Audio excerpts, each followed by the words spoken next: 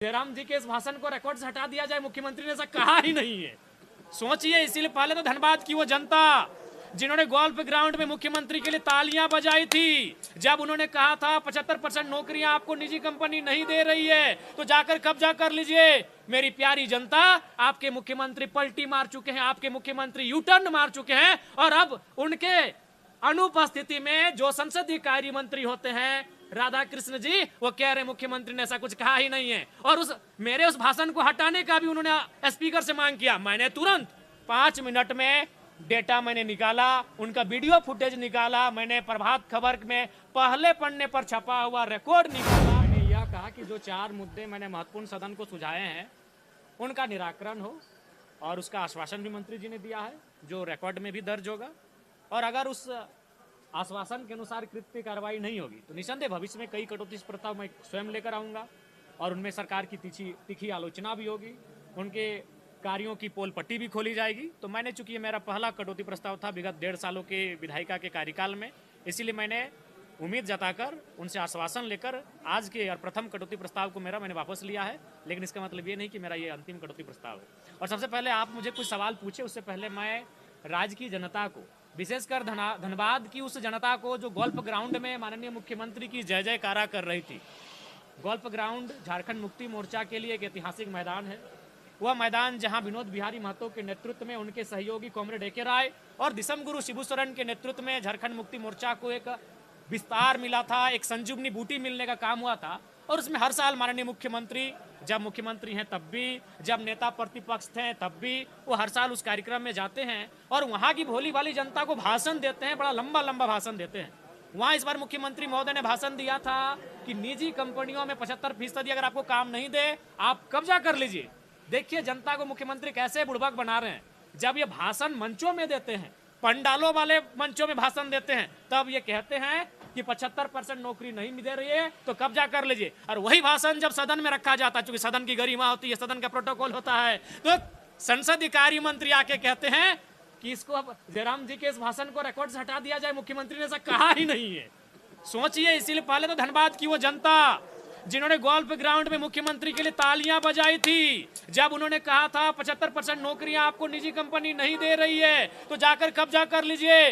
मेरी प्यारी जनता, आपके मुख्यमंत्री पलटी मार चुके हैं, आपके मुख्यमंत्री यू टर्न मार चुके हैं और अब उनके अनुपस्थिति में जो संसदीय कार्य मंत्री होते हैं राधा कृष्ण जी, वो कह रहे मुख्यमंत्री ने ऐसा कुछ कहा ही नहीं है। और मेरे उस भाषण को हटाने का भी उन्होंने स्पीकर से मांग किया। मैंने तुरंत 5 मिनट में डेटा मैंने निकाला, उनका वीडियो फुटेज निकाला, मैंने प्रभात खबर में पहले पन्ने पर छपा हुआ रिकॉर्ड निकाला और आसन को भी दिया कार्य मंत्री जी को भी दिया, संसदीय कार्य मंत्री जी को, कि किसी भी हाल में मैंने कोई अपशब्द नहीं कहा है, मैंने कोई गाली नहीं दिया है, मैंने वही कहा है जो धनबाद के गोल्फ ग्राउंड में मुख्यमंत्री ने कहा था, मैंने उसे सदन में कहा है। इसीलिए उस भाषण को रिकॉर्ड से नहीं हटाया जाए। तो ये धनबाद की जनता को और बाकी राज्य की जनता को सोचना चाहिए कि जब मुख्यमंत्री वहां भाषण दे रहे थे, आप तालियां पीट रहे थे कि मुख्यमंत्री कितना अच्छा भाषण दिए कि हमको नौकरी नहीं मिल रहा है, कंपनी में कब्जा कर ले, और वही मुख्यमंत्री, आपके सोना दुलारे मुख्यमंत्री, सदन में मुकर रहे हैं, सदन में यू टर्न ले रहे हैं,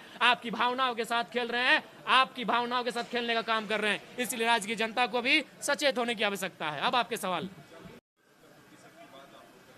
उस पर तो सरकार अभी तक सो रही है।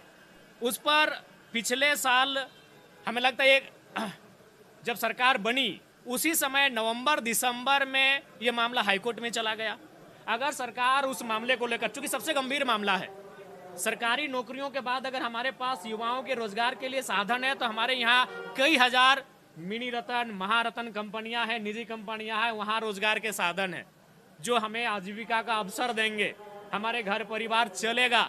लेकिन सरकार कितनी संवेदनशील है ये बता रही है कि आज 1.5 साल बीतने को है, लेकिन अभी तक सरकार की ओर से कोई प्रयास नहीं कि कैसे उस केस को जो माननीय न्यायालय तक पहुंचा है उसमें महाअधिवक्ता के नेतृत्व में अपनी टीम बनाकर उसकी मॉनिटरिंग की जाए और झारखंडियों के पक्ष में कैसा निर्णय आए, इस पर सरकार का कोई चिंता नहीं है। ये स्पष्ट बता रही है कि ये समझ रहे हैं कि मैया सम्मान योजना की 2,500 की राशि उनको ऐसा लोभ देने का काम किया है जिससे यहाँ के युवा अपने रोजगार, अपने भविष्य को भी भूल रहे हैं। ये चिंता का विषय है। मुझे लगता है अब राज्य के युवा माननीय मुख्यमंत्री से आंख से आंख मिलाकर ये सवाल करेंगे हमारे हिस्से की नौकरियां किन के पास है। जयराम जी, जेटेट को लेकर लगातार कहा जा रहा है कि इस महीने कोर्ट ने भी कहा है कि अंतिम उत्तर करा लेने हैं, लेकिन अब तक कुछ भी धरातल पर नहीं दिख रहा है। विद्यार्थी चिंतित है कि आखिर कब होगा। देखिए, हाँ पूछिए। मंत्री महोदय का कहना था कि हम लोग उस पर गंभीर हैं और उन्होंने आश्वासन दिया है और उस आश्वासन के अनुसार मैंने प्रस्ताव को वापस लिया है और मुझे लगता है कि अगर वो अपने आश्वासन पर खरे नहीं उतरेंगे तो फिर भविष्य में किसी प्रकार का कोई कटौती प्रस्ताव वापस नहीं लिया जाएगा। ठीक है, जेटेट देखिए, जेटेट को लेकर कई विधायकों ने सदन में आवाज़ को उठाया है। कई विधायकों ने लगातार कंटिन्यू मांग किया है कि विगत 10 सालों से जेटेट की परीक्षा इस राज्य में नहीं हो रही है, जेटेट की परीक्षा करवाई जाए।